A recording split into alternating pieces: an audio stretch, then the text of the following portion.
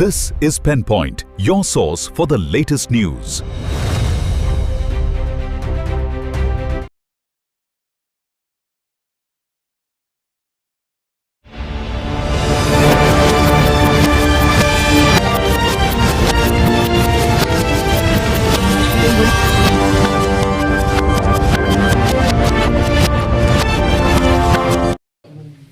బస్తా యూరియా ఎంత పోషకాలు అయితే ఇస్తుందో ఈ అర లీటర్ బాటిల్ కూడా అంతే పోషక విలువలు ఇస్తుంది.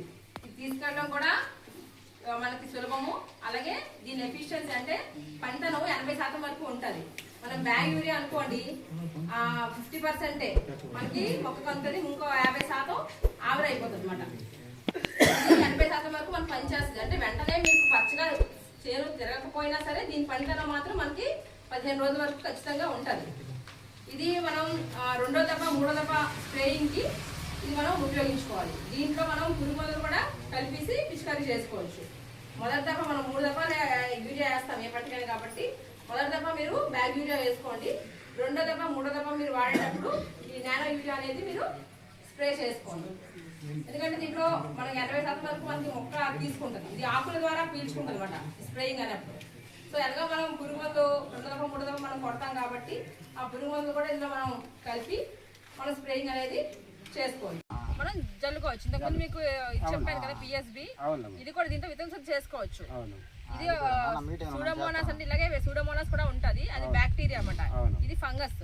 సో ఇది ఏం చేస్తామంటే ఈ శిలీంధ్రాలు మనం ఇప్పుడు విత్తన శుద్ధి చెప్పాను కదా మీకు, వరికి అనుకోండి 1 కేజీ విత్తనానికి 8 గ్రాములు దీంతో కలిపి మనం విత్తన శుద్ధి చేసుకొని జల్లుకోవాలి.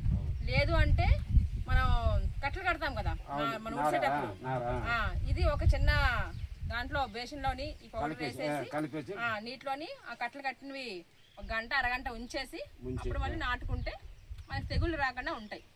ఈ బ్యాక్టీరియా శిలీంధ్రము ఫంగల్ శిలీంధ్రం నుంచి వచ్చే ఏమైనా తెగుళ్ళు ఏమైనా ఉంటే అవి రాకుండా ఇవి నివారిస్తుంది. అలాగే తర్వాత మనం సూడోమోనాస్ ముఖ్యంగా ఈ షీత్ బ్లైట్ ఉంటుంది కదా, పాంపొడ తెగులు ఉంటుంది, దాని కంట్రోల్ కూడా మనం స్ప్రే చేసుకోవచ్చు.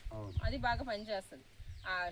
ఎక్కువగా మనకి వరిలో మనం లాస్ట్ టైం చూసేసరికి 11 రేటు కట ఎక్కువ పాంపొడ తెగులే వచ్చింది. ఆ పాంపొడ తెగులు ఎందుకు వస్తుంది? గట్లు గట్టు శుభ్రం లేకపోతే ఇదిగోండి ఇలా ఉన్నాయి అనుకోండి, దీనివల్ల ఏమవుతుంది ఆ శిలీంధ్రం అనేది గట్లు ఉన్న కలుపు మీద అవుతుంది.